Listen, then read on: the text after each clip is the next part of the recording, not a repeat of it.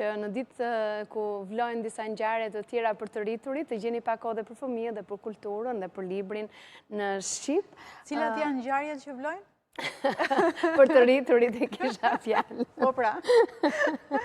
Ke një mendim të ndim për ngjarjet që vlojnë? Nuk jam shumë e fokusuar te politika, sepse jetën time... Jo, jashtë politike.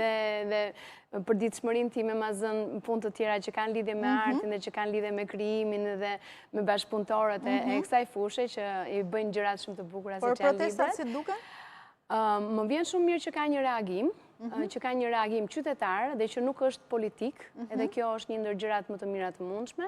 Pastaj arsyet e tjera dhe mënyra se si po bëhet, pra nuk është një politik që shkon drejte tek forcimi i gjërave, por në një farë mënyre tek mënyra pak më qytetare, pak më si të thuash, më moderne, më bashkohore, gjë që gati po për një shembull në botë, sepse është ndër të disa ta protestë, si që ishte dhe ajo. E nënta ishte ajo e djeshmja. Si që ishte dhe ajo e studentëve pak më parë, që po bëhet në një mënyrë shumë të re, dhe me thënë aty ka shumë risi dhe rini brenda, dhe kjo është gjëja më e mirë e mundshme, sepse të rinj nuk janë ata të flashkët që ne kemi menduar gjithmonë se janë, ata që rinë ngulur në divan dhe nuk kanë idetë e tyre dhe vizionin dhe ideologjin e tyre të kohës, kështu që për mua është një kënaqësi shumë e madhe të shikoj që ka një reagim qytetar që edhe mënyra se si bëhet protesta është pa qytetare. Kështu që faleminderit që ndave edhe këtë mendim